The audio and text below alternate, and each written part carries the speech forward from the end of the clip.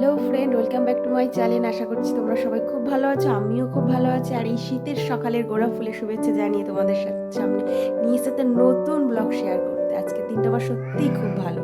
আর এই গোলাপ ফুলটা দেখছো, এই গোলাপ ফুলটা আমার হাজব্যান্ড আমাকে গিফট করেছিল। তার থেকে বলো উপহার আর কিছু আছে বলো? আমি খুব খুশি হয়েছি এই ফুলটা। আর আমার তো ফুল ভীষণ পছন্দের একটা জিনিস, আর তার উপরে গোলাপ ফুল আর আমার ভালোবাসার মানুষটার কাছ থেকে পাওয়া, সেটা তো আমার কাছে একটা দারুণ ব্যাপার। খুব খুব খুব হ্যাপি। এবার চলো তোমাদের রান্নাঘরে নিয়ে যাই। আজকের দিনটা কিভাবে শুরু করেছি। সকালবেলা থেকেই মেঘলা আকাশ। আমার বড় মেয়ে পরীক্ষা দিতে চলে গেছে, বেরিয়ে গেছে, ওকেও রেডি করে দিয়েছি। আর এই দেখো রান্নাঘরে রয়েছে, এখন আমি রান্না করছি। আজকে রান্না করছি শিম সর্ষে।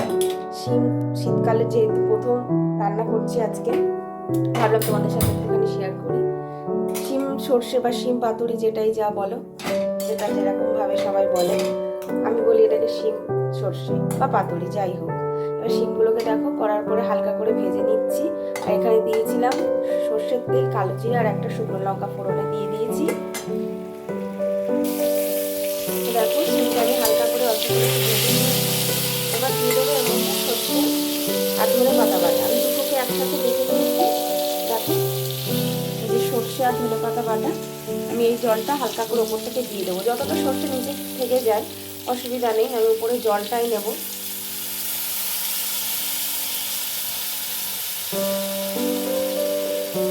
দেখো নিচে কতটা সর্ষে খোসা রয়ে গেল। দেখো এটা খেলে একটু গ্যাস অম্বল হবে, তাই আমি এটাকে এড়িয়ে গেলাম। এবার দেবো আমি এর মধ্যে চেরা কাঁচা লঙ্কা। হ্যাঁ, আমি সর্ষেটা ধনে পাতাটা বাটার সময় কোনো লঙ্কা দিইনি, তাই এখানে আমি আমার পরিমাণ মতন ঝাল অনুযায়ী আমি কাঁচা লঙ্কা চেরা দিয়ে দিলাম। আমার যেন সর্ষে বাটার সাথে কাঁচা লঙ্কা চেরাটা খেতে বেশি ভালো লাগে। বেশ ভাতের সাথে যখন একটা করে মেখে নিয়ে খাবো, টেস্টটাই আলাদা। আর দেখো একটু হলুদ দিয়ে দিলাম অল্প পরিমাণে। আর দেবো এখানে একটু সামান্য চিনি, বেশ ঝাল ঝাল মিষ্টি মিষ্টি একটা ব্যাপার আসবে, তাই এখানে একটুখানি চিনি দিয়ে দিলাম, খুবই সামান্য, বেশি না, কারণ শিম তো একটু চিনি দিলে মিষ্টি মিষ্টি খেতে ভালো লাগবে।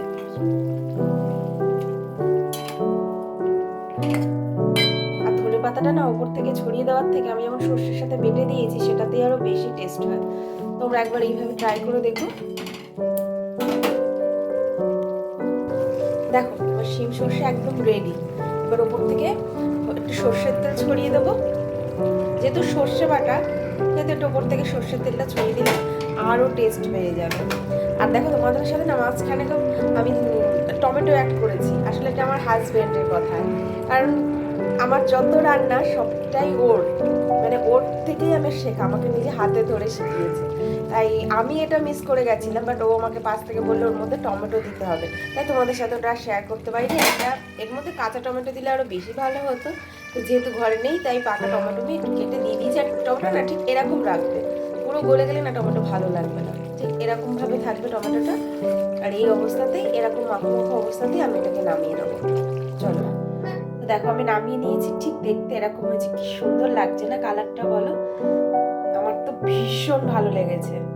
তোমরা একবার প্লিজ এটাকে ট্রাই করো, দেখো তোমাদেরও খুব ভালো লাগবে। আর দেখো আজকের মতন আমার রান্না কিন্তু কমপ্লিট।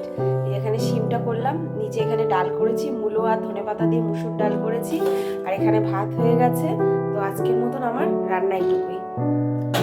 ওকে, টাটা, ভালো থেকো সবাই, খুব খুব খুব ভালো থেকো, সব সময় স্মাইল করো, সবাইকে ভালো রেখো। টাটা, গুড বাই, দেখা হচ্ছে পরের ব্লগে।